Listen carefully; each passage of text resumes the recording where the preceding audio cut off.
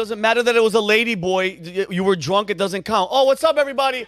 Welcome to another episode. Look at Rob. What's wrong, Rob? No, it's good, Rob. You were drunk. What happens in Vegas stays in Rob, Vegas. Rob, it doesn't count. The whole point is $50 is $50. If they're going to pay me, then it's not a crime. It is, especially with the $50 bill. Have you ever? When's the last time you saw a $50 bill? Like you see Benjamin Franklin's on it, right? Wow.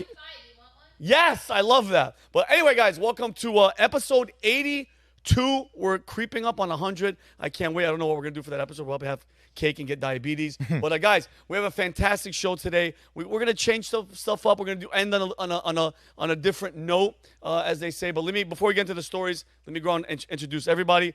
Connor's here. Brandon's here. Rob's here. Humberto's here with a freaking man bun. I hate that word man bun. It sounds like people say that to try to make you look like something less of a man. How about just a mane with a knot on the back? A mane with a knot in the back. Kelly's there. Kelly's back in the house. Jake is here. Jeremy's in the back on the ones and twos. Guys, I'm going to go through the stories really, really fast. The school shooter. Apparently, the FBI knew about him, Brandon. Shocker. That's weird. Paul Gray, they knew about him. Connor's going to be talking about ENS. What's that? It's ENS? I don't know what. CRS. Oh, CRS. Can't read It looked like an E. I'm sorry. You can't read So good. CNS, what's CNS? It is a government division that you may never have heard of at any point in your life, but they've heard of you. Oh. And the things they're responsible for are pretty terrible. Fantastic. Brandon's going to talk about Winston Churchill, which I love. Brandon brings in some historical stuff, guys. Well, I learn every time the guy speaks. Everybody was triggered last week on with Tucker's interview, so we're going to get That's such a soft-ass triggered. Shut up. People with orange hair say that. Let's trigger them. By the way, we have to bleep that one out. Anyway, Humberto, Putin pizza. What are you even talking about? You're going to know. Let me cook. Okay. We'll let him cook. I have Putin's one cooking episode. pizza. I had to do one episode without cussing within the first 8 minutes. I'm so sorry for whoever has to edit that out. My bad. And then Rob G, Nostradamus. Yes. That's it. That's all. We'll find out. Yeah, we'll find out. But guys, before we keep going, guys, please, if you can, take 1 second, subscribe right now. Just click on it. We need you. We're about to cross 62,000 subscribers. We want to get to 70 and then 100,000 and Get the plate. Yeah, we want a plate. We're gonna present it. We're gonna put it right there the whole freaking time. But yeah, and I appreciate you guys more than I know we always say that, but you have no idea. None of this happens. None of this exists. We could just be a bunch of people sitting in a room talking. If it's not for you guys, and I appreciate you guys more than you know. All right, guys, let's go. First story. Here we go. Colt Gray. The 14-year-old school shooter from Appalachia High School in Winder, Georgia, was charged with 4 counts of felony murder after killing his 2 teachers and 2 students and injuring 9 others. I don't think any other ones passed, if I'm not mistaken. Don't fact check me, but I think the 9 are injured, but they're okay. But you guys want to know what bothers me? And I mentioned at the beginning of the show. The FBI interviewed this kid, knew about him 1 year prior. He was on the FBI watch list in 2023 for terrorist threats and plotting to shoot up another school in Jackson, Georgia.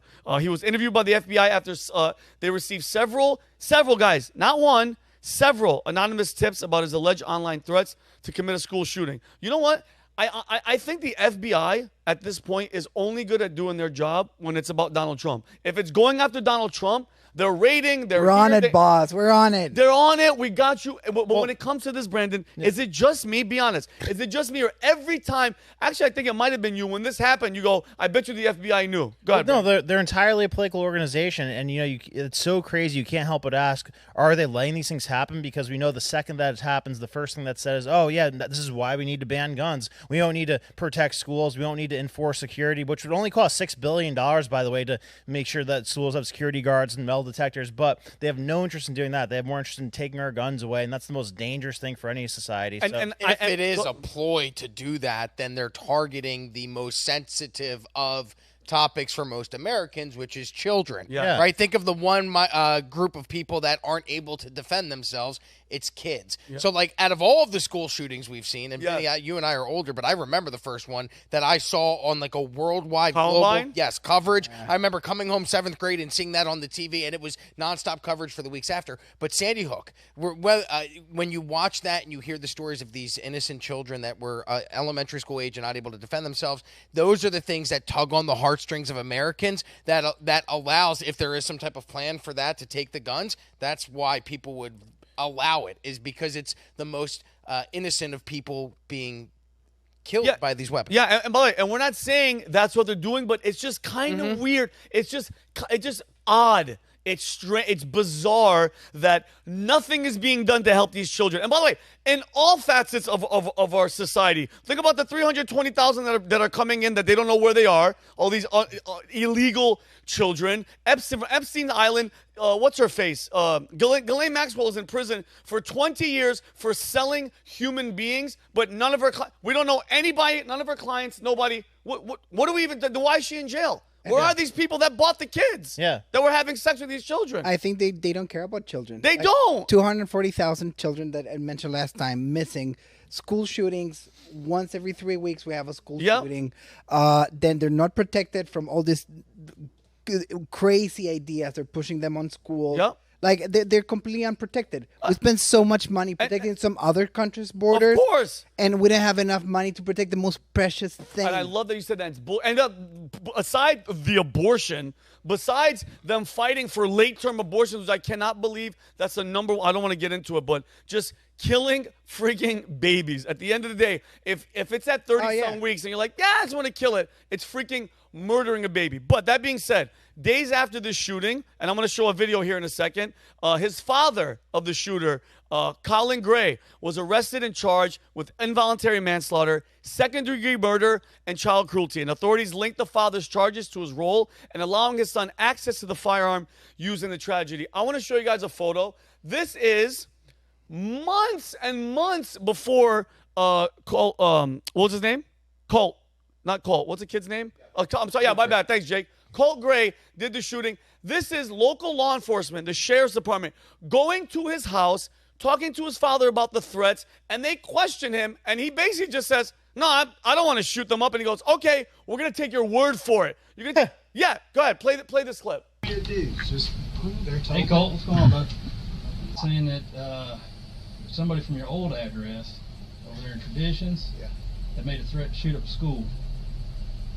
For real? Yes, sir. What? Tell me what. You have any kids or anything living here? Colt Gray. Colt? Yeah, Yep. Colt. He's My son. How old is he? He's 13. Do you have weapons in the house? I do. So this is the father. He has a cross on his neck, mind you. They are. I mean, there's nothing loaded, but they are. Nothing. We do a lot of shooting. We do a lot of deer hunting. He shot his first deer this year. Yeah. Okay. You know, so like I'm pretty much in shock, to be honest with you. Well, I'm a little pissed off to be even really. Well, he has a beer in his hand I too don't for know everybody anything that's about just anything listening. like that, and I'm gonna be mad Middle as of the hell if day. he Yeah, did. middle of the day, drinking a beer. Are we sure that's a beer and not a Red Bull, though? I don't know. It won't be acceptable. What's it look like? You know, I'm It trying looks to be too honest with you. I don't I'm trying know. to teach them about firearms and safety. A blue is that- Red Bull. Whatever. Okay, where Red Bull. this Thanks for come from, correcting it's no joke. yeah. Like it's no joke. But we wouldn't be here if it was. No, I know, and I'm telling you right now, we talk about it quite a bit. Okay. All the school shootings, things. Look, that oh happen. my God, he's saying. Yeah. All, Scary. hey, are you getting picked on at school? He is. He's getting picked on at school. Just All right, here he comes. Hey, Look Colt, at his what's going on, son. bud? Look at his body language, rocking back and forth. Watch. So did your dad kind of explain everything to you? Rocking back and forth. Nervous as shit. shooting up a school. Did you say something about school shooting? Never, I just told him, I don't know what. Maybe they misheard somebody else. Misheard somebody else. You never ever said. No, I swear. I'd hate to.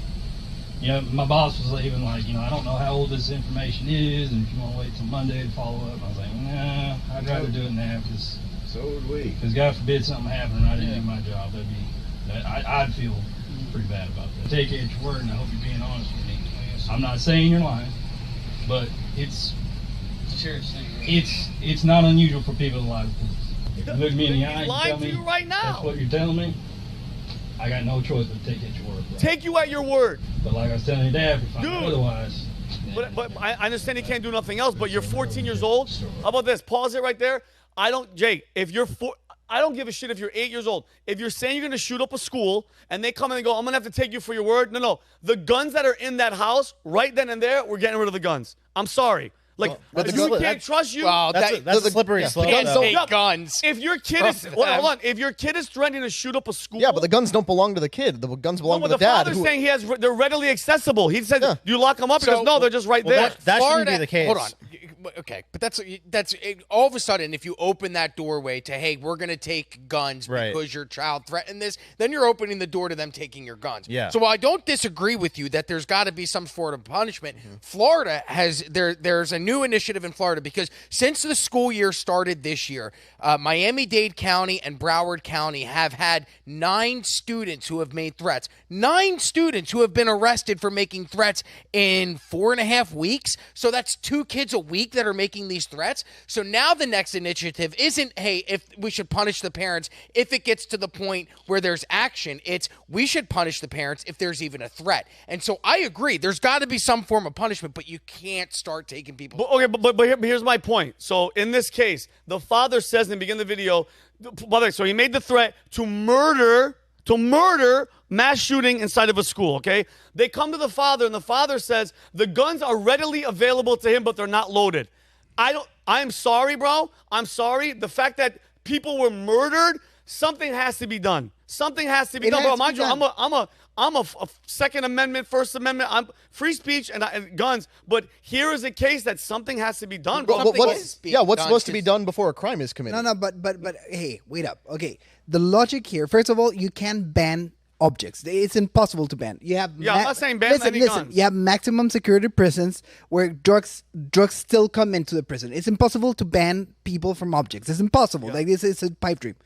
What does a businessman that has to go to Cairo, like a high-profile business guy that has to go to Cairo, what does he do? He hires guys with guns. Yes. When the president has to go to Iraq, what does he do? Hire men with guns. Yeah. When, I don't know, when a cartel entrepreneur, when he has to go to do something in the city, he has 3 guys with guns. Yeah. So what do you think is the solution, and why doesn't it work for kids? I don't understand. Yeah. There should be locked up at all times, though, because it's a law in cars when you're traveling, if your gun's not on your side and in the holster, it has to be in a locked box or locked in the glove compartment, or you get a ticket, or even more serious than that in some states. Yeah, so that should be the same case in the house. No, and I feel it, but you guys understand where I'm coming from? I'm not saying take all guns from people. No. When you have a child, 14 years old, that's threatening and he's on the FBI watch list for wanting to shoot up a school, and the father's like, I never heard of it. We talk about gun safety, but you have guns readily available. Then I'm sorry, father, because look at this case. The kid went through with it and fucking shot 4 people. But I think honestly, the more straightforward solution there is take the kid. Not the gun. I mean, or how about secure the school? It's such a simple thing to secure the school. Which I'm gonna get to that, and I agree, Brandon. But then people are gonna be like, well, he's 14, he's a kid. What are you gonna do? But I mean, because think about it. Okay, they keep him on this list and they keep watching him. That doesn't do anything. This father is irresponsible. So it gets to my point that the father was arrested. The father's going to pay the fucking price, which, think about it. You know how he wouldn't have gotten arrested? If he didn't have any of the damn guns readily available for this kid. And I love that that's happening, by the way, that they're holding the fathers accountable. The last time this happened was in Michigan. James and Jennifer Crumbley, remember the parents of Ethan Crumbley? Yeah. From Oxford High School? They were, he killed a bunch of kids. Holding parents accountable, I think, is amazing, and it needs to be done more. So people like this guy lock the guns up. You know what I mean? Like, yeah, we go hunting, we go shooting. Oh, he threatened. I never heard about that. And he still obviously got to get to the guns. Yeah, but that's my point. We got to talk about the parental thing, because just like with the gun confiscation, what kind of slippery slope are we on if we start to say it's okay to begin incarcerating parents? And I think I made this point when we talked about the Crumbley case. Obviously, with the Crumbleys and now with this guy, there's pretty egregious misconduct on their parts. Of they either gave their kids guns or gave them access to them when they knew the kids were going to be a problem. So there's a fair discussion to be had. We are not prepared for the racial implications of what happens if you start locking up parents for the irresponsible, violent behavior of their kids. What the Crumbleys and the Grays have in common is that it's the white kid school shooter and you lock up the white parents and everything's fine. Imagine if you started applying that to any other group. Suddenly it's going to be disproportionately incarcerating minorities, because these violent incidents tend to happen in schools like this. Even though, the caricature of the white shooter is what they want you to see. Of course, always. That's why when it's not a white shooter, exactly. You don't hear about the shooters' so you hear later. About the number of shootings, mass shootings every year. It's dramatically overinflated, because what they want you to think is, kid brings an AR-15 into a school. That happens very rarely, and you hear about it every time. The rest of the mass shootings are drug-involved incidents in which 2 or more people are shot. That's what mostly minors mass during shooting. the shooting. Yeah, most of them caused by minority communities involved in drug and gang conflicts. So if you're locking up parents because kids do something violent, that sets a really, really bad precedent. Yeah, but not necessarily violence, guys. I'm talking about, because I know people do stupid shit, drive-bys and all that shit, shooting randoms. I'm talking about one of the #1 child killers in this country is school shootings. My cousins were at a school in Saugus in California, and my cousin was standing next to the guy. She's best friends with his girlfriend. He just steps back, grabs his gun, and starts shooting everybody. This is before I moved here. But what I'm saying is, Brandon, I'm saying for if your child at 14 or 16 or 17 threatens to shoot up a school and you're on the FBI watch list, you just effed up for your parents. Yeah, but you lock up the kid for making threats, because here in Florida, you can't lock up a 14-year-old for making yes, you can. Here in Florida, we have a thing called the Baker Act, which is an involuntary commitment for a psychiatric evaluation for a period of time when a person is deemed to be a danger to themselves or others. My dad, as a cop, used to do that to people all the time. If you observe someone whose behavior means they're going to hurt themselves or hurt somebody else, you can implement the Baker Act against them and have them committed. Okay, so you hear this kid. Clearly, no normal child who is healthy mentally is going to threaten to shoot up a school. So you hear this 14-year-old kid has said, "Oh, I'm going to shoot up a school." Okay. That's where you have him involuntarily committed. But that's because it's just hearsay. Yeah, but you have to be able to prove it. Yeah, you can't. Like clearly, you couldn't prove that kid was saying it because it was one person's word against another. But you could stop all school shootings tomorrow if the government actually wanted to. And there's no desire for them to stop it, because it would cost less than $10 billion to secure every school to the point where nobody could get a gun in there. And they have no desire to do it. You're right, and I did the math. I did the math slightly. So I think they need armed guards, and I'm sick and tired. I love that you make that point, Brandon. I'm sick and tired of hearing that we don't have money. Shut the F up. What? Okay, I want zero money going to any country, especially Ukraine. Okay, F Ukraine. I'm done with. They're trying to talk about another bill to send them more money, because right now they're talking about weapons to go over there. Our weapons, right, Humberto? Yeah, our weapons to go long range to start going to Russia. Now one more dollar goes, because I think there's 98,500 public schools in America, Brandon. Yeah. If we give 50,000 to one of these people to work, full just be there. They don't have to be there all freaking day, but metal detectors and everything. It's $4.8 billion. Okay, somewhere around that. It's less than $5 billion for 1 year. If $200 billion we gave to Ukraine, divide that by $5 billion. What is that? 5 into 200 is what?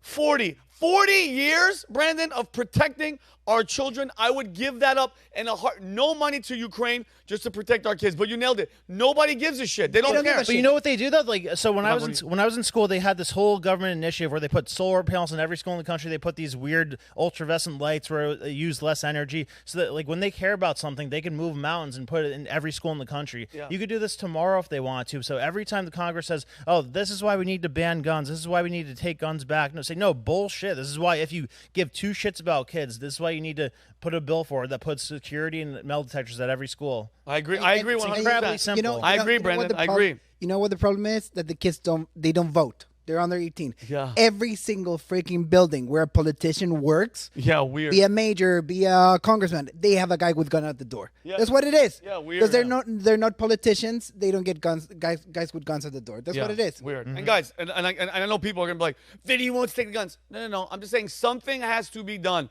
And I'm sorry, dads, if your gun's laying out there and your kid sitting there rocking, getting bullied, he's getting bullied, and he wants to shoot up the school. Warning signs, okay? Lock up your shit and be irresponsible. I live by myself. My shit's laying around all over the place because nobody is gonna grab my gun unless they're coming in, and they're gonna get shot anyway. Yeah, but you talk about the warning signs on the FBI's radar. How many times do we have to hear that? How many? 9/11. Bullied. The Sandy Hook shooter. Marjorie Stoneman Douglas. Marjorie Taylor Greene. Stoneman Douglas shooting. The FBI. They're always on law enforcement radar. And they're always writing manifestos. They're almost always taking SSRIs or some other form of antidepressant. Yep. They often have some kind of LGBTQ identity. The majority of the last couple of mass shooters many are of the transgender. most recent ones do, yeah. Or non-binary. all the signs are there, and I agree with you. Somebody has to do something. Something I has. think we're What's just fighting over solutions. LGBT indicative of? Somebody who's easily impressionable, which MK Ultra easily impressionable. So like it's not like you have to grab somebody and MK Ultra them. It happens like from the ether, from like what you see on TV, from what you hear in school. That's how you get subtly MK Ultra. And if you're impressionable enough to become LGBT when you weren't beforehand, you're impressionable enough to become a school shooter. Yeah, if you could believe that you're a guy trapped in a girl's body. Yeah, you can believe anything. Yeah, exactly. All right, guys. Good topic. Moving on. Connor, CNS. I said it right. This is the Department of Justice's Community Relations Service. Any of you guys ever heard of them? Never. Not until you told me and you blew my mind. This is a group that flies completely under the radar, but they are a division of the Department of Justice. Hold their name in your mind real quick because I have to change subjects to explain why we're talking about them today. So you guys are aware of all the nonsense going on in Springfield, Ohio, with the Haitians and the allegations about eating cats and eating dogs, eating ducks, and all that stuff. Yeah. And those claims are they're coming out. They seem to be true, but there's dispute over it. It's unclear whether Haitian migrants will eat your pet. It's 100%. But what they for sure will do is kill your kid. Jesus. So this brings us to the story of Aiden Clark. He is an 11-year-old resident of Springfield, Ohio. He was just killed last year by this man, whose name is Hermanio Joseph. He's a 36-year-old Haitian immigrant. Aiden was killed in August 2023 when Joseph crossed over the center dividing line on the road and crashed into a full school bus. The 11-year-old was ejected from the bus, which flipped over and landed on him. Jeez. More than 20 children were taken to the hospital. Joseph is now facing 9 years behind bars after being convicted of involuntary manslaughter. He was not licensed to drive in Ohio. He had a Mexican license to drive, but he said that the reason he didn't have an American driver's license is because he didn't have the proper paperwork.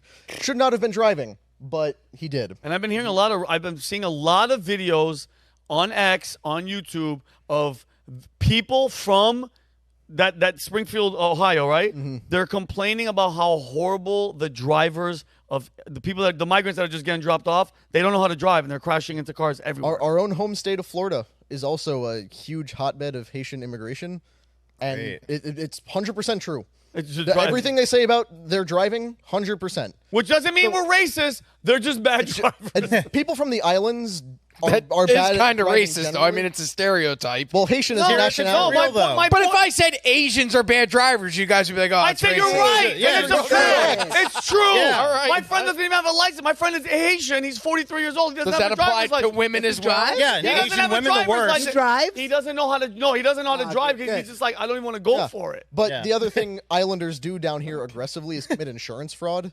Like, insurance fraud goes through the roof. But these people who brake check people to get rear-ended, then they try to pull insurance scams. I watched that happen. Yeah. Where a guy literally he pulled. It was the weirdest thing. It was like it's like watching a car accident happen in slow motion, where the guy was stopped at a stop sign, and then the guy started to weasel up, and the guy was like stopped, and then the guy ran right into him, and then tried to So I witnessed those happen. It was very odd. Yeah, and when that happens, the person who comes out of the car committing it is almost exclusively going to be Haitian or Jamaican. They were. And again, ish, I guess. Rob, Rob, you can object to saying I'm saying they didn't look like Brandon. Yeah. So I'm it's happened to my wife twice in Never the last do that. 2 years. It's happened to us, and it happens constantly. But let's go back to the story of Aiden Clark. This is his dad a couple days ago, speaking at a press conference about the death of his son. Recent comments. I wish that my son, Aiden Clark, was killed by a 60-year-old white man. And I bet you never thought anyone would ever say something so blunt. But if that guy killed my 11-year-old son, the incessant group of hate-spewing people would leave us alone. The last thing that we need is to have the worst day of our lives violently and constantly shoved in our faces. But even that's not good enough for them. They take it one step further. They make it seem as though our wonderful Aiden appreciates your hate, that we should follow their hate. And look what you've done to us. We have to get up here and beg them to stop. Using Aiden as a political tool is, to say the least, reprehensible for any political purpose. And speaking of morally bankrupt, politicians, Bernie Moreno, Chip Roy, J.D. Vance, and Donald Trump, they have spoken my son's name and used his death for political gain. This needs to stop now. They can vomit all the hate they want about illegal immigrants, the border crisis, and even untrue claims about fluffy pets being ravaged and eaten by community members. However, they are not allowed, nor have they ever been allowed to mention Aiden Clark from Springfield, Ohio. I will listen to them one more time to hear their apologies. To clear the air, my son, Aiden Clark, was not murdered. He was accidentally killed by an immigrant from Haiti. This tragedy is felt all over this community, the state, and even the nation. But don't spin this towards hate. In order to live like Aiden, you need to accept everyone. Choose to shine, make the difference, lead the way, and be the inspiration. What many people in this community and state and nation are doing is the opposite of what you should be doing. Sure, we have our problems here in Springfield and in the U.S., but does Aiden Clark have anything to do with that? Did you know that an 11-year-old boy could be passionate about gardening, that he could haggle for a better price at a yard sale? So, to restate what he said at the beginning of that video, I wish my son had been killed by a 60-year-old white man, so that there would be no hatred against immigrants. Yeah. I don't want to sit here and judge a parent who lost their child. That's the worst thing that could ever happen to anybody. So I'm not gonna make commentary on their whole thing. You know, he said we're not, politicizing our son's death, even as he called out politicians. But these are grieving parents, so I'm not holding them responsible for incoherent things they might say. Yeah. But this is a part of a pattern that is very alarming once you observe it. Let's go to this next slide, which is Jonathan Lewis Jr. This was a kid who, a few years ago, was beaten to death by a mob of black students outside of his school. They killed him? Some of them were picking on his one of his friends. He intervened to try to stop the bullying. They curb stomped him to death. Oh, he went to the hospital in a coma, died about 6 days. How many kids are there? later. 1, 2, 3, 4, 5, 6? So far, they've charged 8. With murder? With various crimes related to the assault. Okay. This was a statement from Jonathan Lewis Sr. The human race is screaming for us to see our unity, calling us to break the cycle of the imprisonment, of violence, and apathy, begging us to see that when we gather together, great power of change is possible. Great power of awareness will be directed to the mob so the mob can demand change, can cry out to humanity and scream the pain of the children. This is a humanity thing, beloved people of the United States, not a race thing. That sounds like a canned response, like how the other guy did. Hold that okay. thought. I'll hold it. Hold that thought, Vinny. That sounds really You're weird. on the right track. My freaking kid just got next murdered. slide. Yeah. Andy Probst. This was a guy who was a 36-year veteran veteran police chief in California. He retired to Las Vegas. These two guys in the lower right-hand corner, they're 16 and 17 years old at the time last year. They went on a crime spree, stole multiple cars, rammed into other cars and pedestrians, saw Mr. Probst while he was riding his bicycle, and they gunned it and ran him over and left him they were laughing. laughing. The street. They filmed it. They filmed it and laughed about it. And he goes, yeah, oh my God. In court, they were laughing about it with their attorney. They were giving the finger to his family. And if you go back to this slide so you can see everything, that's his family in the top right, his wife and daughter. Yeah. When his daughter addressed the incident, she said, Here we go. We believe that Andy's murder is a direct result of society's decayed family values and the strong effects that social media has on our youth. We as a family in no way feel that Andy's murder was based on race or profession and was a random act of violence. We ask you not to politicize or use Andy's murder to fuel political agendas or to create culture wars. Next slide. This is a guy named Ryan Carson. He was a 32-year-old government advocate who was stabbed to death by this guy on the right, 18-year-old Brian Dowling, last year in New York City. Carson's girlfriend, Claudia Morales, also pictured there, who is a aggressive anti-police advocate, with the tattoos and the bangs, should have been obvious, refused to help the police identify the perpetrator because she was worried about propagating racism by doing it. Bitch. Are you? And when the after the incident, a lot of his friends put out a GoFundMe, not to cover funeral expenses, but to take time off of work so they could mourn properly. Oh my God. So they didn't want to throw him a funeral. They just didn't want to have to go to work for a few days. So in every one of these cases, I believe, for the most part, that it can be traced back to the Department of Justice's Community Relations Service. This group that not a lot of people hear about. This is their logo.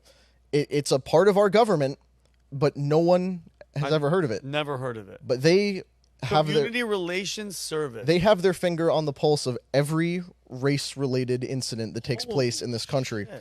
It's part of the Department of Justice, established by the Civil Rights Act of 1964. Its mission was broadened by the Matthew Shepard and James Byrd Hate Crimes Prevention Act, which, if you're familiar with the Matthew Shepard case, that was back in the 90s, a gay guy who was beaten to death. Tied to a fence, right? Yeah, and they said it was because it was an anti-gay hate crime. Very strong evidence that he was, in fact, a drug dealer who was robbed and beaten to death by people he was selling drugs to. Oh, weird. It also turns out that wasn't there rumors that one of the guys that beat him up was gay himself? Yes. So that it totally defeats the narrative. Yeah. That, Gay on gay crime. well, yeah, because it was a gay on gay crime, but back then it was a bunch of intolerant rednecks beat up this gay guy and tied him to a fence. Yeah, the CRS was established in 1964 and 2009 when the hate crime bill passed under Obama. The CRS also started protecting on, race, sex, and gender grounds as well.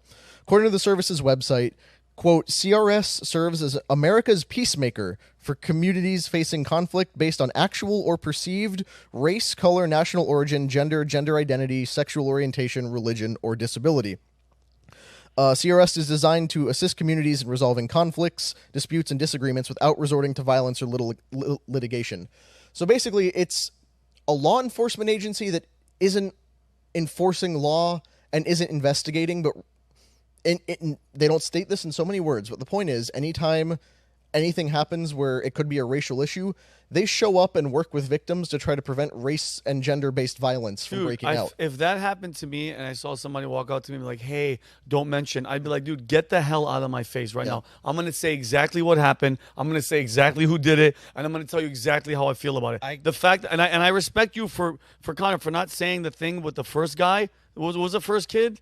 Aiden Clark. Like, to say I wish it was an old white 60-year-old white guy. It's like, bro, the guy didn't have a driver's license and he was dumped in your city by the Biden administration for other reasons, not because they give a shit about Haitians. That's why I'm sick and tired of hearing this nonsense that this administration gives a damn about these people. They don't care. They just drop them off because it's so bad in Haiti. They're like, we'll just drop them there with no housing, no nothing. Good luck. Fend for yourself. Like, what the hell are they saying to these people to compel them to have this kind of narrative? Like, money.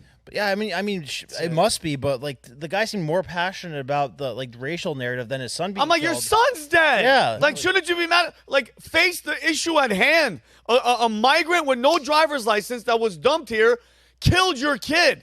Involuntary, voluntary, I don't give a shit. You don't have a kid anymore. He's blowing the situation up. And but then you have somebody that works in PR come to you and they go, listen, we're so sorry about your tragedy, but here's an opportunity for us to work with us on on the behalf of your son and try and diffuse racial tensions across the country. And by the way, because you're going to do this, it's a service to your country.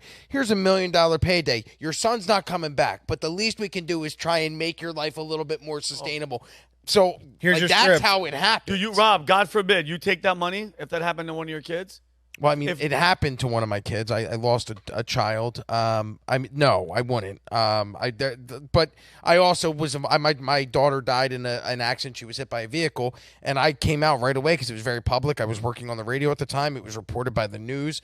I came out and said on the radio, I issued a statement because people were attacking the woman at the time, and I said, hey, it wasn't her fault. And it was like I spoke with the police days after the investigation, and within the first week of my son was still in the hospital, but I felt the duty to go out there and calm the narrative because people were upset at this woman. And I went, the woman couldn't see, it was dark, it was an accident, it was terrible. But there's no amount of money that you could have paid me to go out and go, put that woman in jail. She's a migrant Haitian eating cats in Ohio, and she needs to get out of the country. I'd never do that. But some people, I could see how other people who don't have the,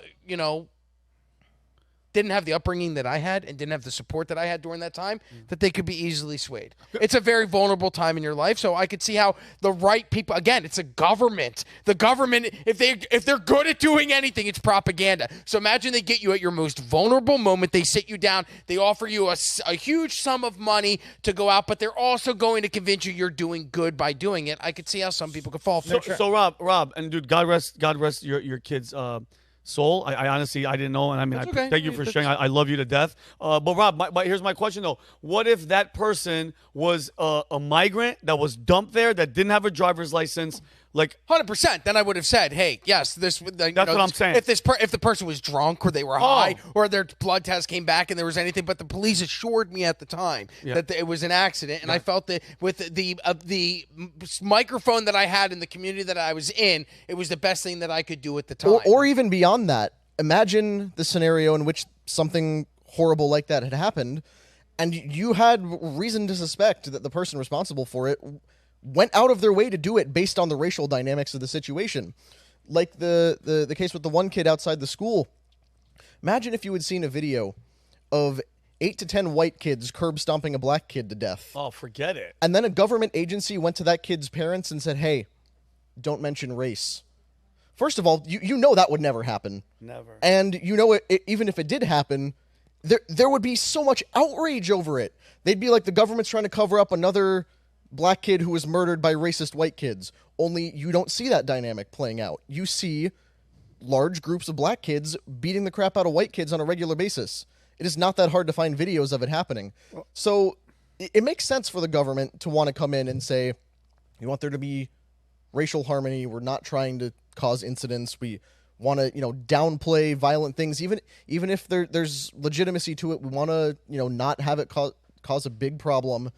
But they're exclusively doing it to white families who have lost people to these incidents. They're not doing it to any other group. I have a list of all the different places the CRS has claimed to have been involved since they were created. They intervened in the Selma marches. They prevented riots after the MLK assassination. They protected Muslims after 9/11. They were on the ground during the Rodney King riots. This is very interesting. Where were they on Jan 6th? They don't say where they were on January 6th. Apparently so. But they said after Hurricane Katrina, quote, CRS's rumor control measures in communities throughout Alabama, Louisiana, and Mississippi responded to allegations of racial disparities following disaster relief efforts. Rumor control efforts. Rumor control. So that's saying the quiet part out loud. We are on the ground controlling rumors and spreading propaganda to make one narrative rise up above the other. They were involved in Trayvon Martin. They were involved in Eric Garner and Michael Brown. After the Pulse nightclub shooting, they were out trying to control the narrative on that. They showed up in Charlottesville. They showed up after the Tree of Life synagogue shooting.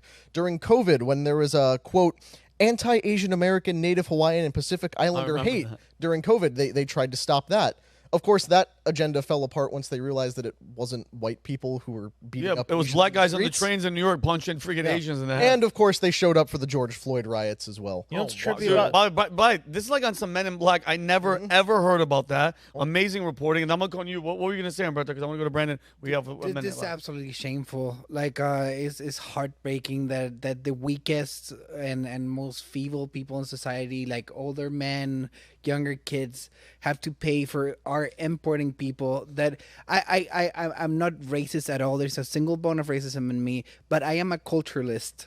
Okay, Haitian people, they came in hordes. Before they came to America, they took over Chile, like thousands upon thousands of Haitian people there. They brought crimes that were never seen before, accidents that were never seen before. Like, I feel bad. Like, I can go here on a rant and I can tell you the story of Haiti since, like the first revolution, and how Citibank bought the debt from the French about Haiti. Like, they've been through things. Like, I feel for them. Their history involves an edict that said kill all the white people in Haiti. Just to give a little teaser of what we can't. But the thing is, these problems are just gonna get bigger. Oh, I know they are. You remember we talked about UK being cooked? Yeah. We're on the back burner. Well, We're on simmer. And Go get ahead. this, though. So there's a whole epidemic right now that's happening where they're not reporting a lot of crimes that happen. So they keep saying crime's going down, but it's not going down. It's A up. lot of states aren't reporting it. And I don't know if you had this in your presentation, Connor, but he showed me the other day, those guys who drove into that guy on the bike, they got classified as white when they were in court. So what the hell's up with that? Really? What's up? You know, it's really interesting. So my best friend in the world lives in Austin, Texas, and he is very much a lefty. And I've noticed, specifically after the debate, the conversation that we've had continues to get political. And it's so weird that I don't criticize his viewpoints at all. He's been my best friend for 25, 30 years. But he always criticizes mine, and then he claims that I'm the radical one. But I realized in my conversations with him, he lives in Austin, Texas. There is a huge migrant problem. There's a huge homeless problem in that area. And I asked him, when did the homeless problem actually start?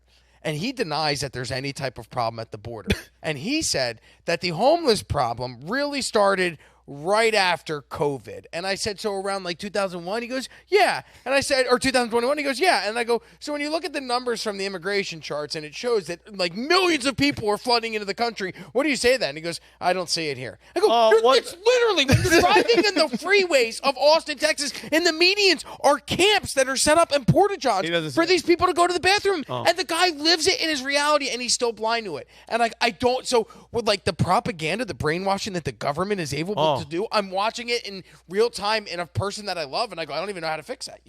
To make one final point on the propaganda, because I got to move to Brandon. We got to conclude here, but in 2019, the outlet Middle East Eye that monitors global Islamic issues and stuff going on found a thing in the UK that was a government program called Controlled Spontaneity. And basically what it was a thing in case of terrorist events. They had pre-prepared hashtags, social media posts, influencers, basically everything lined up to steer the public towards peace. Of, like after a terrorist sets off a pressure cooker bomb at an Ariana Grande concert and kills children. Yeah. They flood the internet with hashtags about how, there needs to be peace and it's not the fault of the Muslim community and it was, just one lone guy. They're influencing the public through the internet in basically what amounts to mind control. Because there's no other way to see that. That's exactly what they are flooding the propaganda so effectively that people won't wake up and see the actual problem. Tavistock Institute, they know how to do it. That's exactly it. All right, guys, Connor, great story.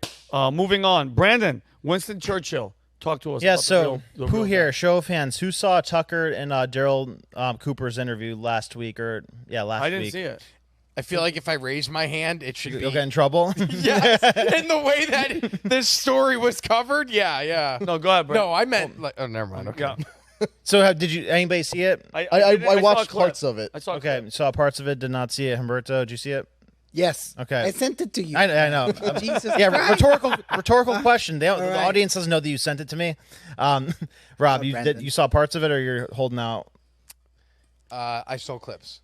Okay, so here's a clip that gives like the overarching theme of what the interview was and about. who is this guy, Brandon? Who is so this guy? This guy's name is Daryl Cooper. He's a historian, and he puts a shit ton of research into everything he does. Like he made like this 30-hour podcast about the history of Israel and Palestine when after October 7th happened. So he's smart as hell. Yeah, I mean, okay, and also clearly not afraid to touch the hot button issues. Okay, good. Which becomes relevant. Because just like current events, history is reported through a certain lens. Of course it is. It likes to stick to that lens. So he looks at it in a deeper level and says it outside the lens type of thing. All right, so this is him talking about Winston Churchill? Yeah. All right, go for it.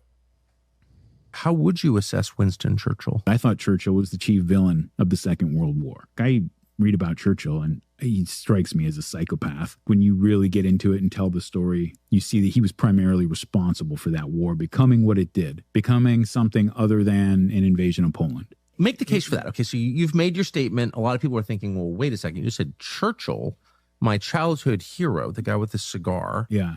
If you go to 1939, when the Germans and the Soviet Union invade Poland, as soon as that war's wrapped up on the German side, Hitler starts firing off peace proposals to Britain and France because they had already declared war.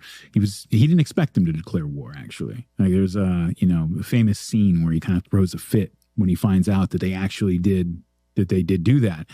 And so he doesn't want to fight France. He doesn't want to fight Britain. He feels that's going to weaken Europe when we've got this huge threat to the east, the communist threat over there. All right, so the mainstream media reacted this way to it. There's a flurry of articles saying, like, Tucker Carlson, Nazi propaganda. Tucker Carlson criticized for Holocaust revisionist.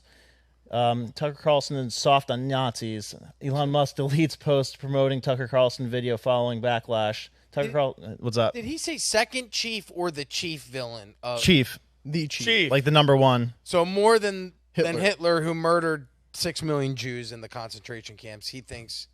Yes. And why do you guys make faces when I say that? No, I'm just saying. No, I'm just saying, like, because mind you, all I know of Winston Churchill is from history, from high school, from the movie that we saw where Gary Oldman played him. Those are good, but like this guy, like this type of guy is a historian. These people dig. I'm not talking about the comparison because I haven't seen the whole thing. But this guy, that's his whole life is researching shit like this. So he's going into in-depth shit on who Churchill really is. Yeah, and so I'm going to take a different angle than you guys are probably expecting on this because it's not the whole comparison of who was worse in World War II. The whole point of this is that World War II probably would not have even happened if it wasn't for Winston Churchill. How? So World War I happens, and it's kind of like a stalemate, and Winston Churchill desperately wants to get America involved in World War I so that they could defeat Germany, right? So he ends up doing the first 9/11 style false flag in modern history to get America into World War I. So like pull the room real quick. Do you guys know what it is he's talking about? No. What got America into World War I? Well, I thought the assassination of the arch. That's what got the rest of Europe. Yeah. That's World what kicked War it off. Yep. What was a real one? Yeah, so I don't know. You ever hear of the Lusitania sinking? Of course. Oh, yes. Right, so that was a British passenger ship that was sunk by a German U-boat, and it was I guess the ammunition that Winston Churchill and Woodrow Wilson used to get the American public outraged, brought us into World War II or World War I, right? So it wasn't just a random attack. It was actually something that Winston Churchill set up. So he was the Lord of the Navy at the time in England, and he ordered all British ships to stop flying their flag. He led them. He pulled away the protection for this ship, and he had them go through an area that he knew German U-boats are going to be, and he didn't notify the captain that they were going to be German U-boats in that area. These are all facts. Yeah, all facts. So it was so bad that the German embassy in the United States put out this letter in the New York Times warning the American public, don't board this ship because Winston Churchill is pulling this bullshit where he's trying to incite violence. So they asked the president to put this in as many newspapers as possible, but they suppressed it into all but like 4 newspapers the day before the thing happened. So it said, notice, travelers intending to embark on the Atlantic voyage are reminded that a state of war exists between Germany and their allies and Great Britain and their allies, and that the zone war includes the waters adjacent to the British Isles. So, it goes on to say, don't board the Lusitania because this is going to be a risky situation. You might get hit by a German U-boat if this happens. So he made it more difficult for these boats to be identified by the German submarines because he told them stop flying the flag. And the captain of this boat even resigned because it was built in a way where it could be a passenger ship and a military ship at the same time. Like it was kind of a hybrid. So the guy's like, screw this. I'm not going to be the captain of the ship anymore. You guys are playing with fire because you're moving military supplies at the same time you're moving people. So this ship had bullets, all these explosives and stuff on it in the bottom, and then passengers at the top. And this is proven because a deep dive team who went down the water, looked at this thing, saw blasts from the inside that caused the second blast in this thing. So it gets hit, then shit explodes when it hits the inside. Wow. Yeah. So go ahead. Well, the German submarine captain who sank it, the crew even testified later that the explosion from when the torpedo hit was not like just an engine detonating in an explosion.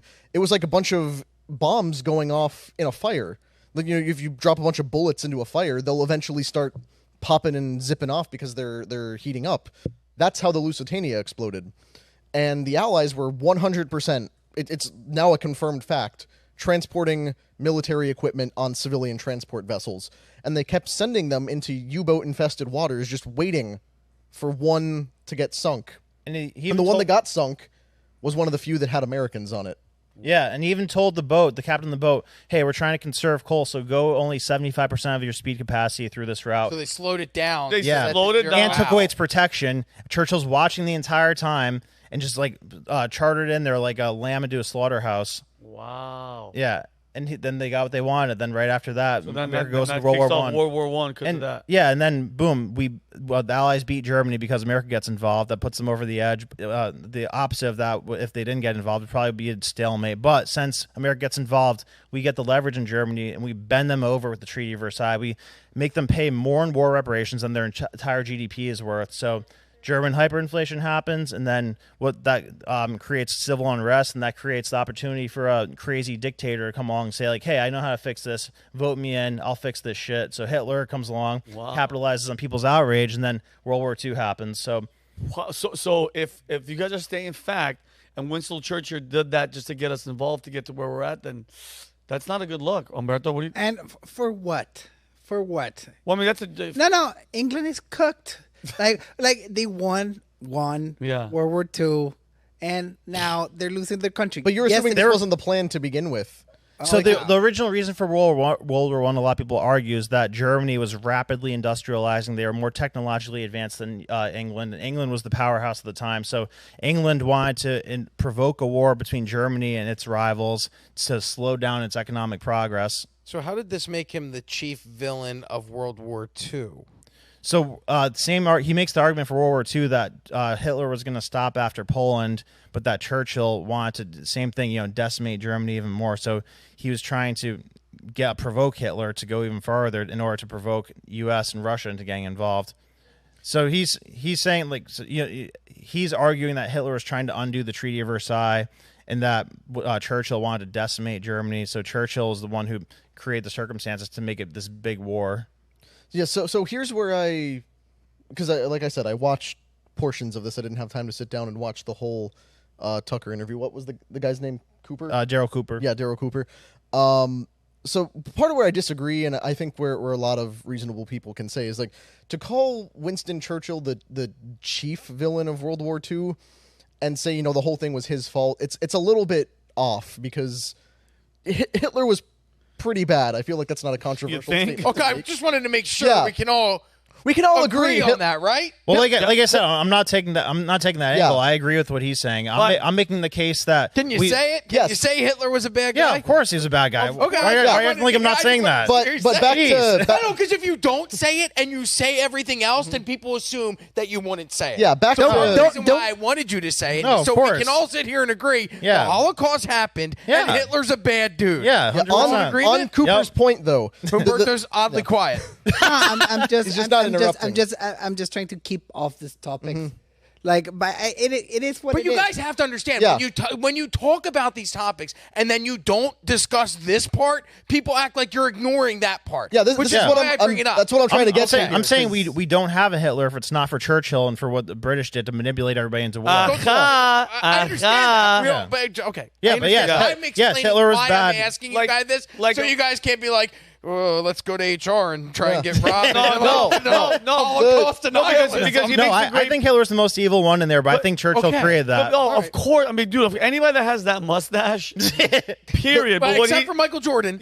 Michael Jordan did it in a Hanes commercial, right? And then obviously, from what I heard rumors that Hitler loved Chaplin so much, Charlie Chaplin, that he basically took that from him. Yeah, right. I'm that serious. Which is what gay people do. I'm a huge fan of him. But have you ever seen him dressed with the short shorts? Remember when they did it? There was that photo of him in the woods with the really questionably short But shorts. you know what?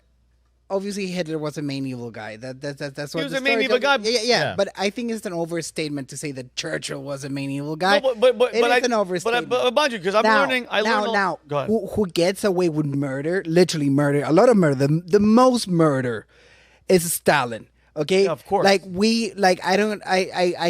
the story is kind of right when it comes to the whole thing, but I think the overseeing of what Stalin did, and the amount of dead people, he killed more people than Hitler, and nobody mentioned this. And Mao Zedong, forget it. forget about the amount of people he killed. Yeah. But can you imagine? I heard yesterday they have a statue of Lenin in Portland, Oregon. They have a statue of Lenin. Of course, what are we doing? Of course. What are we doing? I'm against all mass murders. All mass But murder. on Cooper's point, the thing he's talking about where Hitler kept trying to launch peace agreements, I believe that document was called an appeal to reason.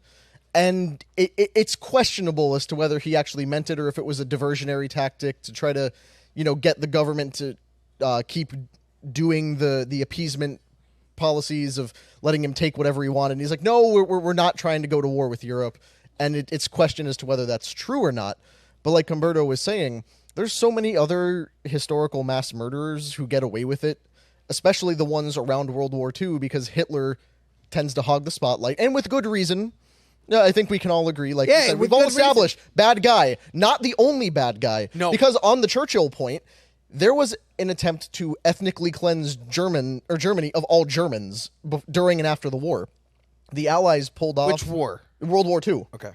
They tried basically to eradicate the German people as punishment for you've done 2 world wars. It was your fault. We're gonna get rid of you.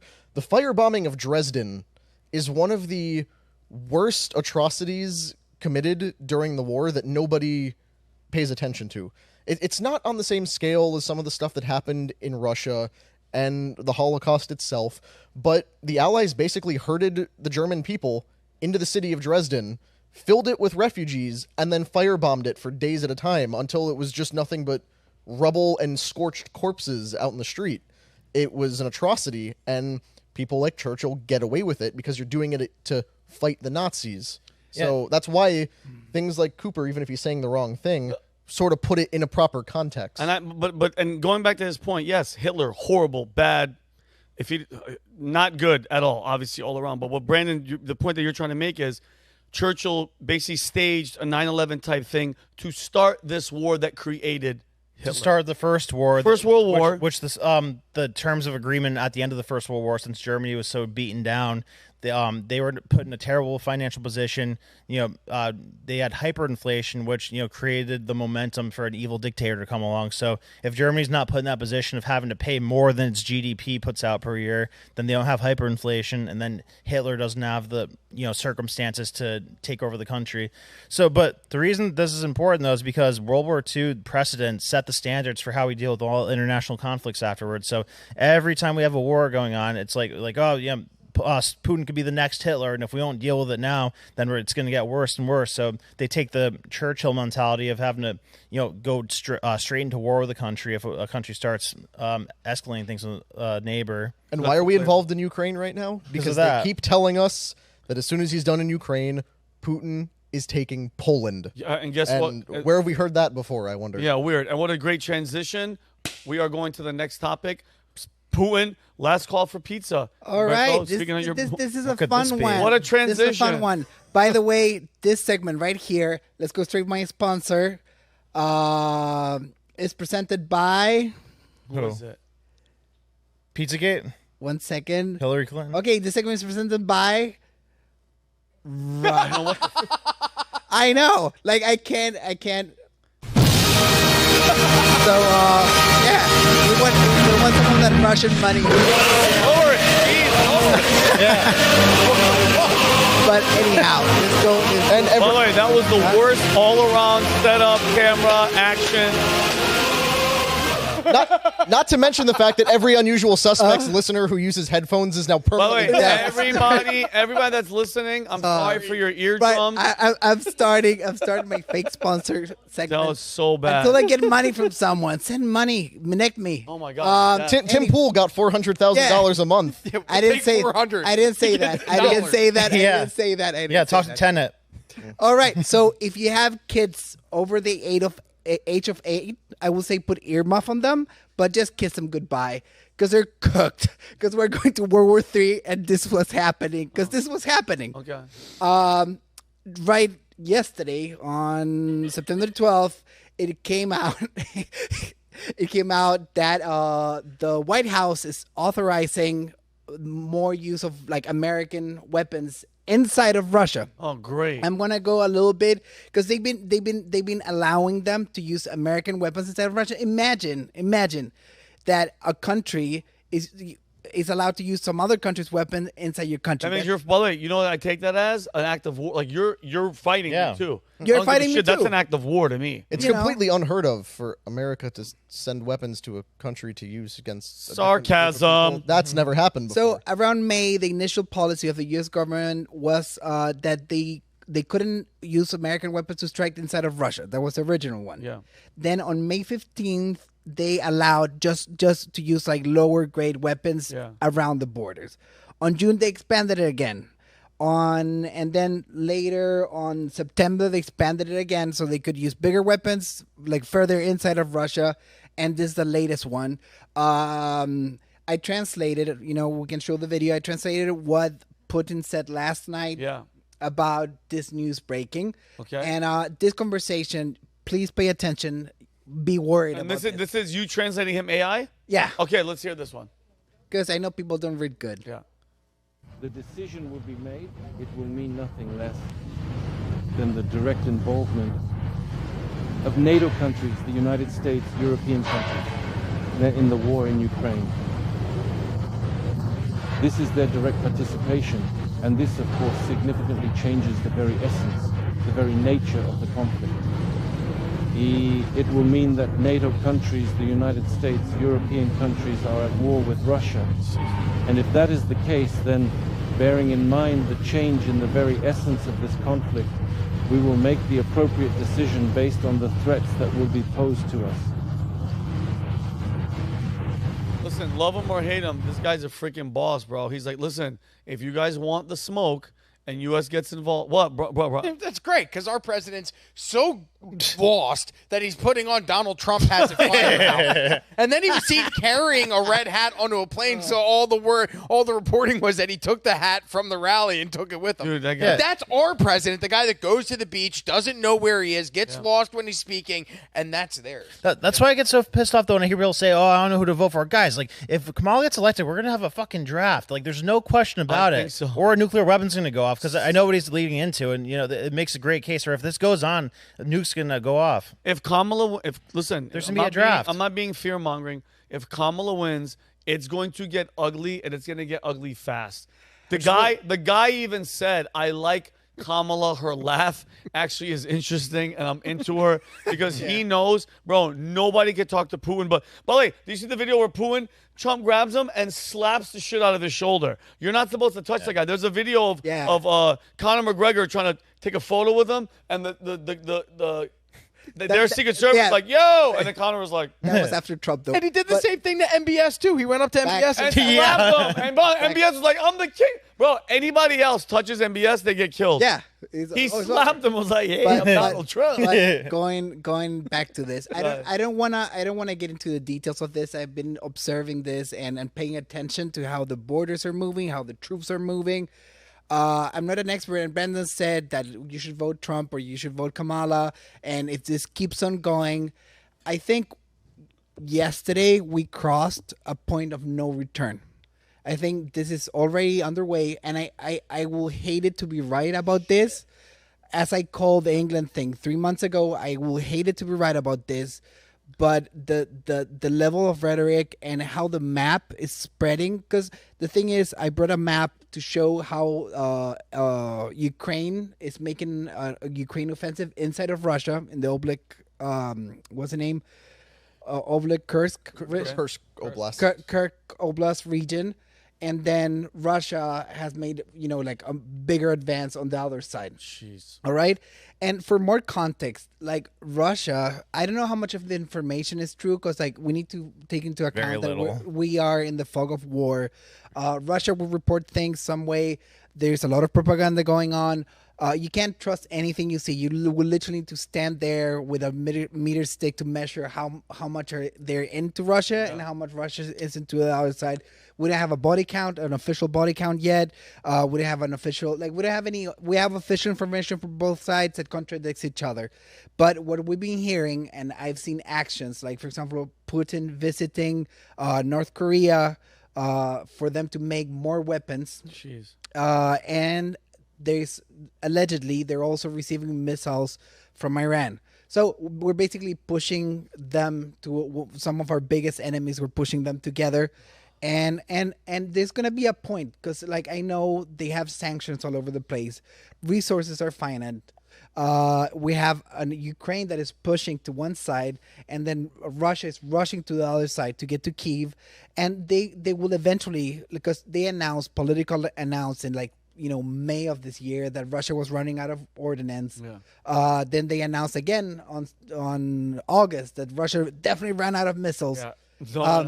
But even though that they want the narrative to stick, I think there's a little truth to it, and they will eventually run out. We're talking about that they have one of the biggest reserves of ordnance. Like, they overproduced missiles, they overproduced bullets, and they're still using a lot of the supplies they had from the Cold War and they had from World War II. You can see some Asian weapons on the battlefield. They have more natural resources than almost any other country too, in terms of like metals and key things they would need. Well, that's Russia's. That's the other thing, that why the Russian ruble has been so strong, because they had to restart their industry in many levels. So that's creating jobs. That's creating. So they still run on the ruble, right? Yeah. So they jacked interest rates to like 20% to stabilize the sanctions, and then ended up working out. Oh wow. So if we go forward a little bit, okay. I heard about this this index, like another one. Keep going. There. All right. I heard about this index. Can we show this, please? Yeah, I heard about this index online. It's called the Pizza Index. Have you heard about this? No. I do. It rings a bell. I mean, I'm hungry. Well, I probably told you about it, Brendan. What's the address? Oh, wait, can I guess? Okay, guess. I remember hearing at one point, it's a term like if a lot of pizza is being ordered somewhere in D.C., that means that like the intelligence fuckers are up late at night doing Isn't bullshit. there like there's a pizza place right in the center of the Pentagon?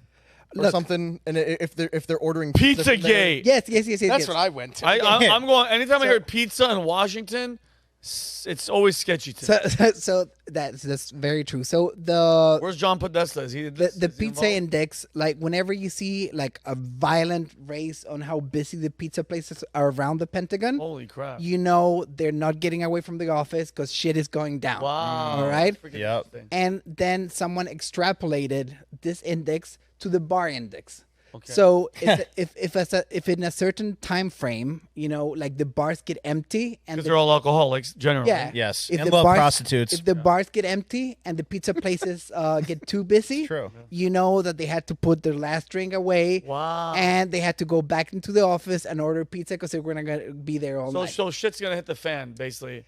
When there's decisions being made and there's stuff about to go down. And people have proven that there is strict correlation between this data and when there's drastic measures being taken the next day. You're like, hey Humberto, let's go to this bar, and we walk in, nobody's there, and I'm like, oh shit. Look, this is it's World War III. So when this news broke yesterday, I was like, oh, I want to see this in real time. So I went to look for bars because it was bar time. I went to look for bars in Arlington, Virginia. Mm-hmm. And here I took the screenshot yesterday. So if we go to the next one, I can show you the. You go to the next one? Yeah. What's this? Yeah, these are the screenshots that I took myself yesterday, and I sent you the. Yeah, I saw it. You didn't understand what I was doing. I had no idea what the hell. But basically, from one time slot to the next, all the bars got emptied. And this correlated exactly when they dropped the news that they weren't allowed new ordinance in Russia. Wow. So I mean, they're scrambling, and like that's proving it. So I'm guessing that we're gonna have there's already been news. They just put new sanctions on Russian media as we sat down here, and within the next, because they're censoring all their media efforts, and I think we're gonna get statements on this issue in particular within the next 2 to 3 days. Humberto, and I know you know this. I know damn well Connor and all of you guys know this. You guys are poking a bear that I'm telling you right now. He seems cool. He seems collected. Putin is not somebody to F around with, bro. And if he finds out that we are, because that's what we're technically doing, is what you're saying. We're giving them our missiles to shoot further into Russia. Yeah. That's going to start a freaking war. That's going to start a world war. I'm telling you right now. I mean, I'm telling you. I'm just an idiot. No, you're not an idiot. With Google, imagine things he knows. Yeah, no, he's not. Bro, the guy's not stupid. Imagine things they know, and imagine things our government knows. But it's not a secret. They've been trying to paint this guy like he's the Antichrist, like he's Hitler. They want us to, dude. Why else would we be supporting Ukraine and giving them so much money? We want him to do something stupid so everybody turns on him. But I'm telling you guys right now, the guy has nuclear weapons. Like, are you guys fucking stupid? Yeah. And this is what the Kamala Harris, Biden, that's what all these people are going for, guys, is war. The only freaking other option is Trump. His crazy orange ass can go talk to these people and say, chill out. Kamala's not going to do it. Joe Biden, like Rob said, has no idea what the hell is going on. Like, what are we even talking about right now? Do you notice how they phrased the question the other day in the debate? They said, President Trump, do you want Ukraine to win the war? And he's like, I want the war to end. I want the war. He goes, I don't want people to die. How about that? I don't, well, the thing they missed in that question. What does winning the war mean? Exactly. Yeah, who gives a shit? Well, what does it look like to win? Yeah, wiping out Russia? Does that mean Ukraine gets back 100% of its territory? Because that's not happening. Zelensky's also said, no, we want Crimea back, too. They lost Crimea 12 years ago? Yeah. Like, under the Obama administration.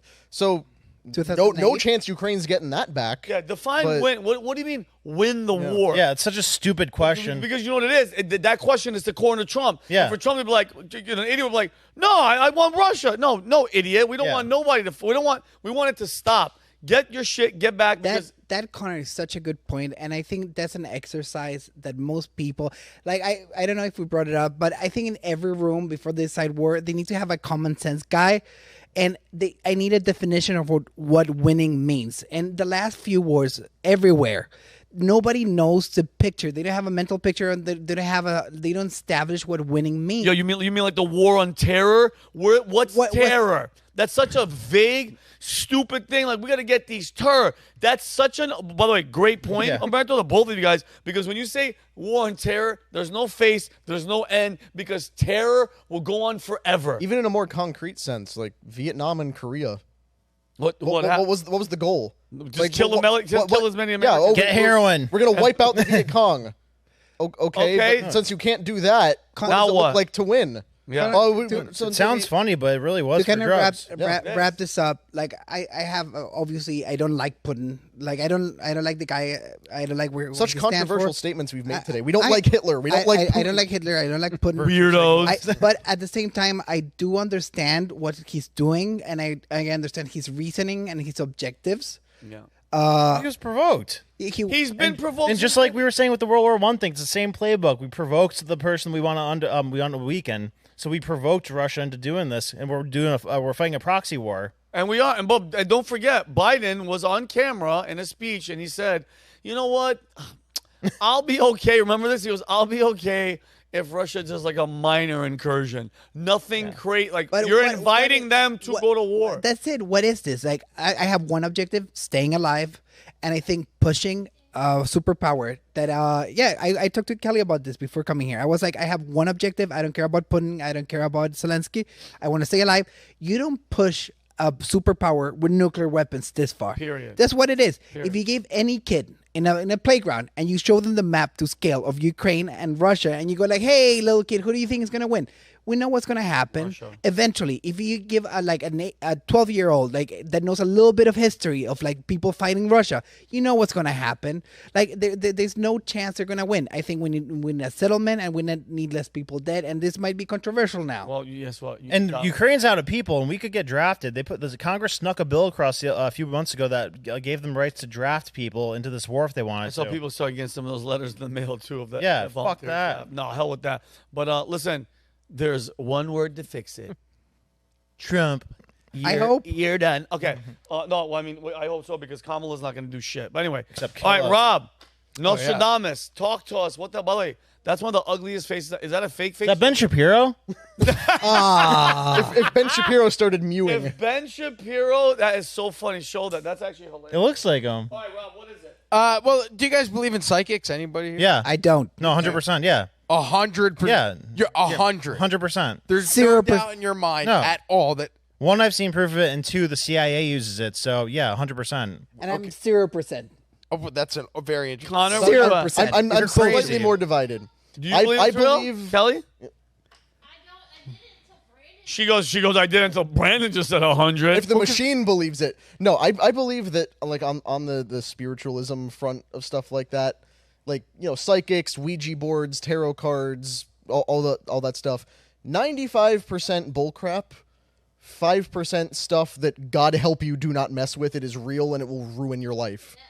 And coming from the Christian perspective, my view on that is in the Bible where it talks about have nothing to do with any of that, it doesn't say have nothing to do with it because it's a waste of time. It says have nothing to do with it because it endangers your soul. Yeah. So when you use a Ouija board, most of the time it's going to be nonsense. Oh. But on the off chance something answers, it's not something you want to be messing with. Yeah, you're invited into your house. Go ahead, Rob, go ahead. I'd love to know how you've seen a psychic work in real time. I've spoken to them before, and they predicted things that were like totally. Wait a minute. So you've paid for this? Yeah. Oh, wow, Brandon. But because you're so smart in so many aspects. Okay. This doesn't make any sense to me. I never would have expected. Hold on, let him. You're acting like I went to some like chop shop like place on the side, like in a strip. You did. Have you? It's not like some strip mall place. It's a place that's a where every psychic place I've ever seen has been attached to a Circle K next to a freeway. No, not the Where case. Where are you going that they're high-end established? No, the person I went to lives in a mansion and is married to a doctor. Well, did you think that's maybe why it's in a mansion? Well, no, I'm saying like science and spirituality, but okay, no. Tell me how it happened in your life. Kelly's talking. Go ahead. What's up? What's up? What's the name of the place, Brandon? What? No, I'm not gonna give away. He just knows the person. It's a person. I'll tell you after. He said, "I'll tell you." I'll tell you after. But I'll tell you after. Kelly, hold on, that's not Christian. Because that's not Christian. Huh? Believing the things is not Christian. The Bible advises against it. I agree. Yeah, because it's a powerful thing. But what do you say about Nostradamus? Robert? Because where are you going with Nostradamus? He's just spilling his coffee everywhere. It's okay. Spill it. Who gives a shit? Move on. Go. Did you see that I was going to do that? Did you know that was going to happen? Did the psychic tell you? She might have gotten angry. Yeah. That's so crazy to me because I really believe that psychics are a stupid business for stupid people. But no, like 99% of them are frauds, but there are real ones out there. The 1%. Rob, tell your story. Continue your and story. You just happened to find the 1% that wasn't. So there's this guy, they call him the new Nostradamus, the living Nostradamus. His name is Athos Salami. I don't know if that's how but his last name's Salome. That's Salome. I'm the idiot. Salome. I'm the idiot that can't. I should have known. How dumb of me. As I've foreseen, Rob is mispronouncing. Well, anybody could have seen that. Living Nostradamus. Oh, there. You go back. Back. There you go. Living Nostradamus reveals 4 of his worrying prophecies have already come true, including asteroids on course to the Earth. Right. So this news story, this is why I'm reporting on this, because it's silly, but he is on, let's see, the news, the media outlets that have reported on this guy so far are New York Post, Daily Mail. I had a whole list of them. What's that, Kelly? Yeah, here we go. Daily Mail, New York Post, Daily Star, Yahoo News, Economic Times, the Jerusalem Post, Metro UK, MSN, and more. So everybody's out there saying that this guy, he's a parapsychologist from Brazil. His name is Athos Salami. And according to him, Athos Salami has previously foreseen the coronavirus pandemic, Elon Musk buying Twitter, the Queen Elizabeth II's death, and an asteroid that's coming near Earth, and now he's warning about other prophecies. Not impressed. Okay, You're not impressed. Anyone who predicted the death of Queen Elizabeth, yeah, she's 100. Yeah, yeah, I was going to get to that. Not prediction. 96 when she died. But That's Rob, what do you say about the Simpsons writers that keep getting everything so right so far before, like Trump, 9/11, this coming down that They've side? been on for 30 seasons. They produce 30 episodes a season. So what's that? 900 episodes. They're bound to have some. But Trump coming down the escalator, perfect with Melania, and I mean, that is a weird ass thing. Well, when did you start noticing? Okay, when did you start noticing all of those Simpsons overlaps? Recently. After CERN. That's what I was going to say. Really? Okay. Yeah. Yeah. See. All right. Yes. Okay. After CERN, things got weird. Yeah, we entered a parallel universe. Okay. The Fruit of the Loom logo used to have a cornucopia in it. Bernstein Bears, Berenstein Chick-fil-A Bears. used to be spelled with the Humberto, are you saying that Jesus Christ was the only psychic? He's the one. Yeah. Jesus he knew wasn't everything. a psychic, he was a savior. He was the savior psychic. Okay. Can I read something real quick? Go for it. Is this the bank statement? No, the CIA How much you've thing. spent getting Hustle that your money. Go ahead. Life savings. No, Brandon, no. come So, on. the CIA had a program called Project Stargate, which allowed them to do what was called remote viewing in the 1970s through the 1990s to read what Russia was doing. Russia also did the same thing. So, if the CIA is investing billions of dollars into it, of course it's real. And that's what I mean about They also occult made stuff. a space pen that the Russians solved by bringing a pencil. Yeah, so I don't know, government spending. The occult thing. Wait, what? Everybody from Hitler to the CIA believes in occult stuff. So that's how you know that there has to be some core of including truth Churchill. Occult Yeah. and psychic are two different things, though. there. Not really. Like it depends on who you ask, but like it all touches on the same thing. But yes, I agree. The remote viewing thing, that's psychic. like it's people. They were experimenting, and they say MK Ultra was an early version of that. They were looking for mind control, remote viewing, mind expansion type stuff, and then they accidentally invented LSD, and then just gave it to the hippies to get rid of it. Yeah, and then they also drugged Ted Kaczynski. Remember, he went to Harvard, was he went to Harvard as a genius at like 14. Yeah, he was a teenager when he went, and then they gave him a bunch of LSD, and then he moves to the woods and starts mailing bombs across the country, writing manifestos about the downfall of humanity and technology and the internet. And was right to a degree. Yeah, History I know will it's a vindicate weird thing. Ted Kaczynski. It's like a weird thing to read that guy's manifesto and be like, oh, he wasn't completely off. Like the whole mailing the bombs part, definitely off on, but the actual That was technology, basically his the downfall, marketing. Yeah. what worked? It's true. Yeah, exactly. But We're talking about The it. whole thing of it is, though, is that if you believe in this stuff, it means your mind can be in a different place from your physical body at different times. So that's why they say that they could pick up on other things people are thinking or other things that might happen in the future, because future, past, is kind of like different dimensions. And there are different dimensions. You know, even Elon Musk, Neil deGrasse Tyson say there's a 1,000% chance that there's multiple dimensions. So, okay, I'm one going to send something to Kelly. Go ahead. One of my best friend's mom is a psychic, but my best friend is 39 years old, wakes up. I mean, this is a kid that we used to do bong rips in a Home Depot bucket underneath his porch, and he's 39, and he's still doing that, and he still lives at home with his mom. How did his mom not foresee, if she's a psychic, that her son would turn out to be a loser? Well, how's she supposed to stop it? Well, I mean, it's New Jersey. Things are legal there. That could have stopped that. She could have seen when she was pregnant, hey, this kid's going to be a loser. But we all have free choice, though. It's not like she should say, like, hey, don't be a loser. How many kids probably hear that from their parents? It doesn't matter if you concede that's going to happen. That doesn't mean you could automatically stop it. She was doing a tarot reading on him, and he flipped over the loser card. What mysteries does the deck hold for you? For example, sorry, no, go ahead. No, so like, a lot of people in my family have went to this person that I went to that's reliable, and like you would think that she says all good things about everybody, but Wait, no. so this is a trait that's passed down. Also, hold on 1 second. You can tell this is intense because they're giving them the split screen debate style video. So like this is way more important than the Nostradamus thing. Because go back to them. This is important. So, for example, I went to this person. They said great, very exciting things about me. My brother also went to them. They said a more negative thing, like, hey, you're in this dire situation. Like, get out of this, or you're going to be. What they do? They read your palm?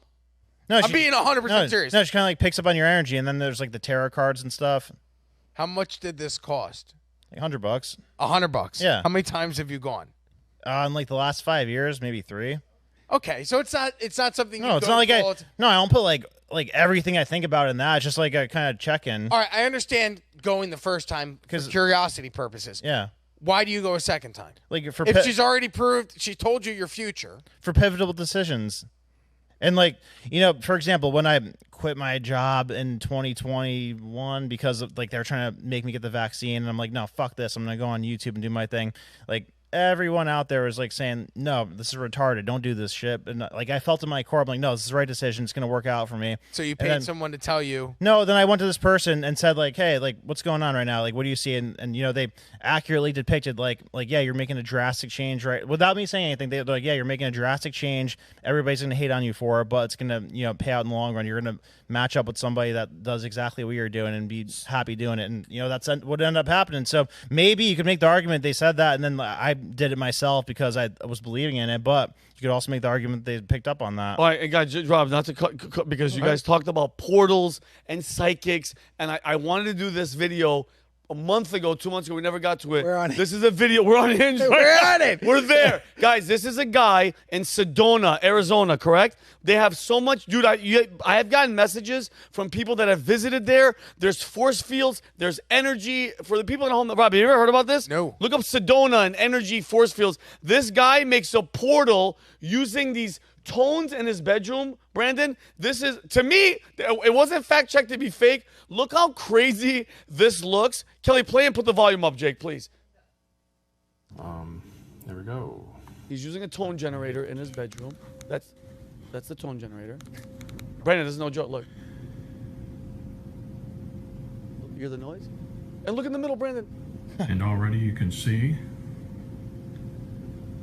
a much more stable fracture. Look, dude.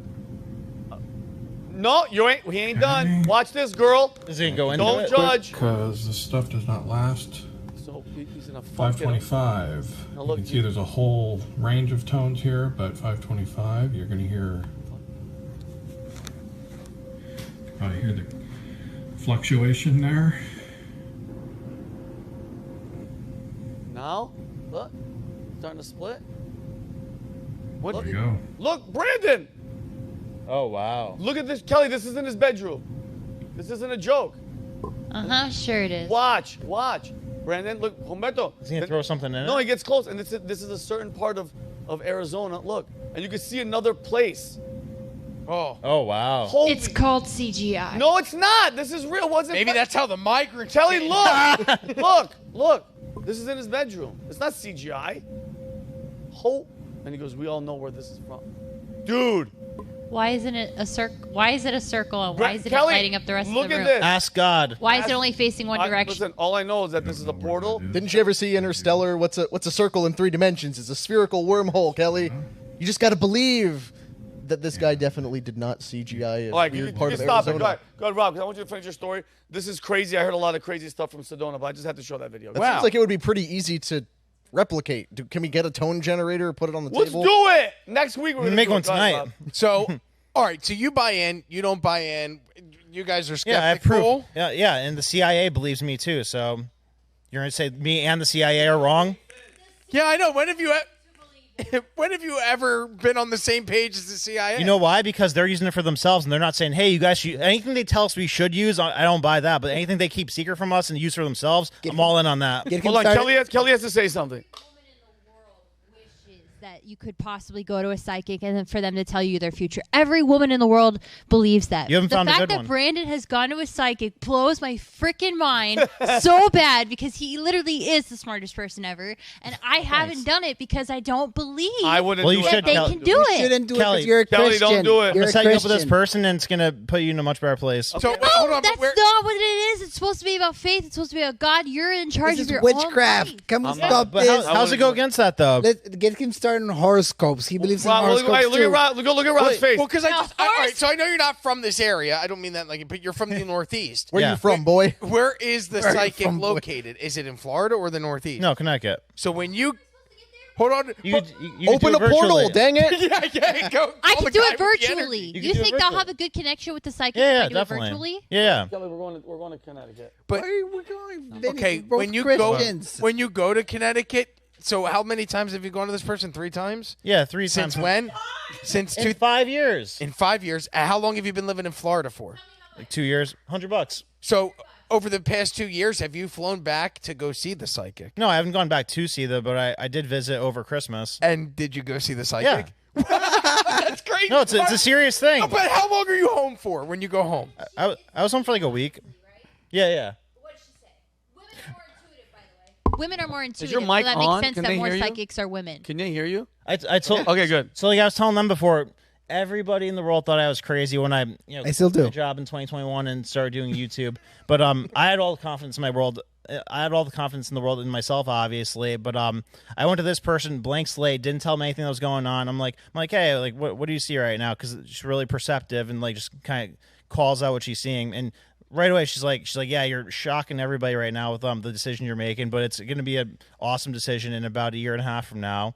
And even when things seemed insurmountable, I had that in the back of my mind. I'm like, yeah, just keep pushing. Like, I think that this is going to work out, and it ended up working out. Like when I first got to Valuetainment, like I was in like the most dire position. Like I was selling freaking solar panels door to door, not because I wanted to, but because I kind of had to. But just the way I got here is the craziest way, and I wouldn't have believed it for that much time consecutively unless I kind of had that backing, because nobody else was believing in me at all. Go ahead, Kelly. Say what you're gonna say. So for everyone watching, I'm on Manect, and you could totally reach into my sixth sense, my psychic ability on Manect, because I am a woman. I'm very intuitive. Got Let's you. go, Oh guys. God.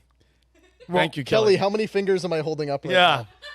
You can also pay Guess eight. me too. You can pay. You can pay $8 for me to tell you to go to church. So Yeah. here's the thing, though. Here's the ironic thing is, so everybody kind of hates on me because I don't necessarily affiliate with a specific religion, but I think I believe in God more deeply than people who even believe in a religion, because I think that we really underestimate the power of tapping into sort of your third eye, or like the universe, the infinite storehouse of information that we could tap into, or the zodiac stuff. People laugh at that, but I think there's an intentional marketing effort to make people laugh at that, because there's a saying that millionaires mock astrology, billionaires live by it.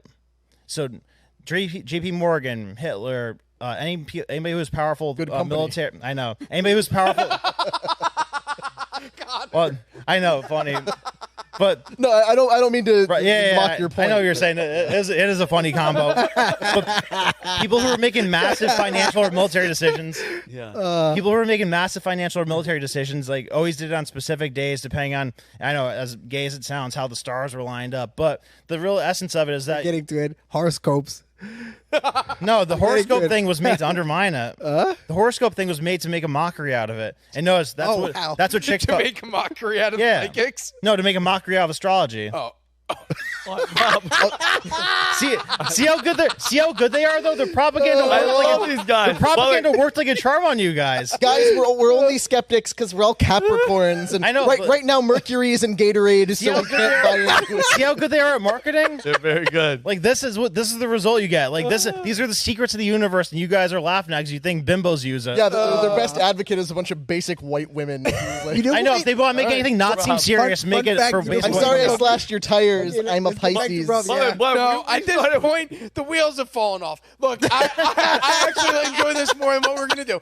The point is, I did the research. All of this guy's predictions seem to happen. It's very funny. All of these guys' prediction, the guy that they're calling the Nostradamus, all of his predictions actually are traced back to happening after the events have happened. So he's full of shit. This guy's Nostradamus. I can accurately predict all historical events that have already transpired. It's crazy. Wow. They're like, this guy predicted Elon Musk was going to purchase Twitter, but then I looked, and the first mention that he has of Elon Musk buying Twitter is October 1st of 2022. Elon Musk bought Twitter in April of 2022, 8 months before. It wasn't finalized until October. Same thing with COVID. The guy claimed that he had predicted COVID-19 in 2012, but the first mention of any news article that exists anywhere on the internet is 2022, after the COVID pandemic had already happened. Genius. So this guy's just a fraud and a huckster. So you know who else predicted COVID long before it arrived? Fauci, The World Economic Forum. Obama, Fauci, No, they dude who made it runs Bill happen. Gates. Wait, The people who actually might use dark occult practices to know do it. things. Now that we're getting mystical, by the way, yesterday they found Mystical. Merlin's grave. Who? Merlin, the magician. Yeah, the magician. They found Kelly, his grave. did you hear that? They found Merlin's grave.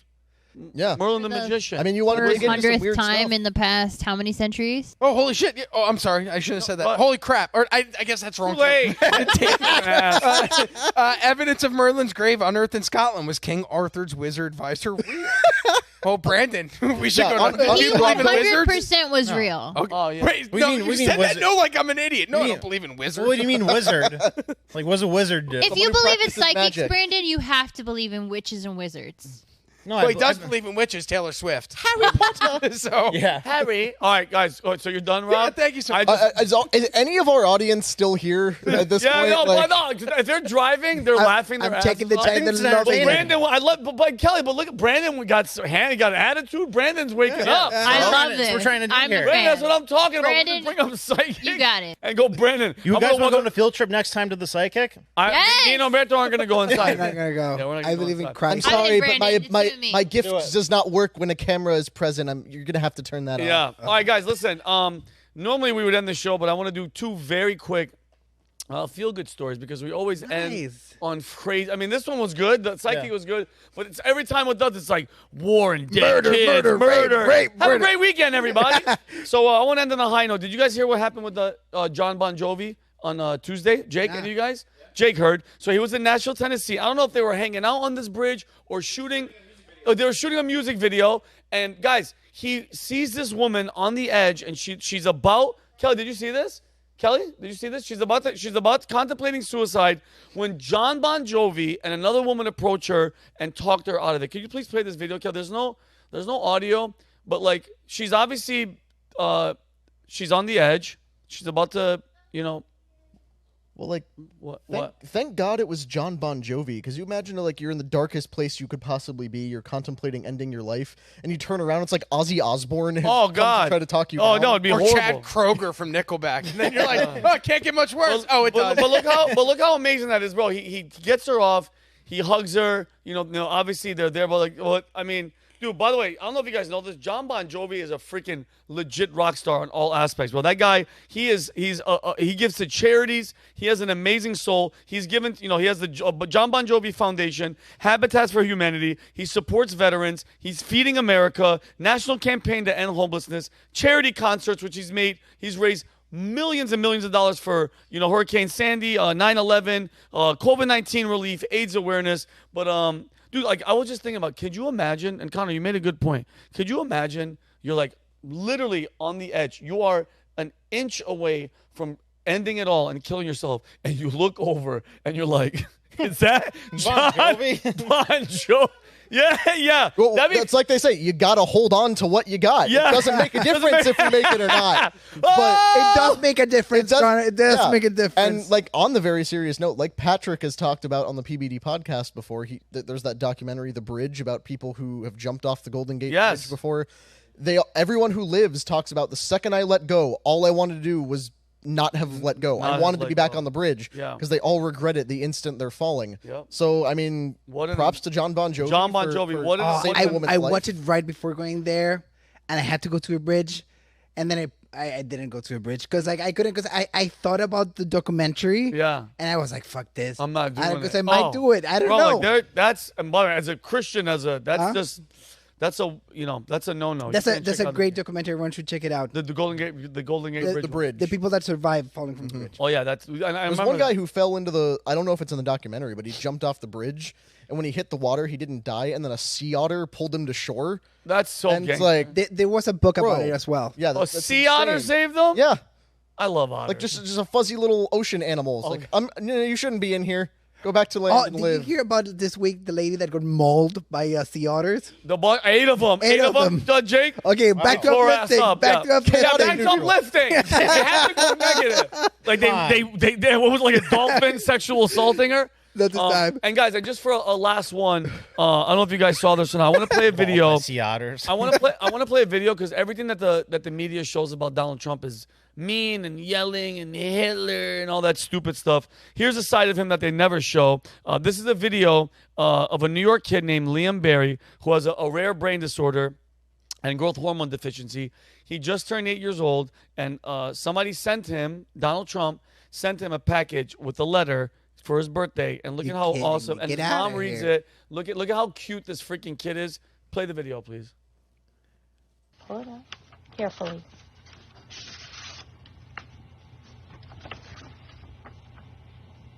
Can you put it up a little bit, Jake? Just a touch. Thanks. Can you read it? Smiling. Out loud? He's about to start. Sure. Poor kid. It says, Dear Liam, happy 8th birthday. Mrs. Trump and I hope you enjoy this special occasion surrounded by the love of your family and friends.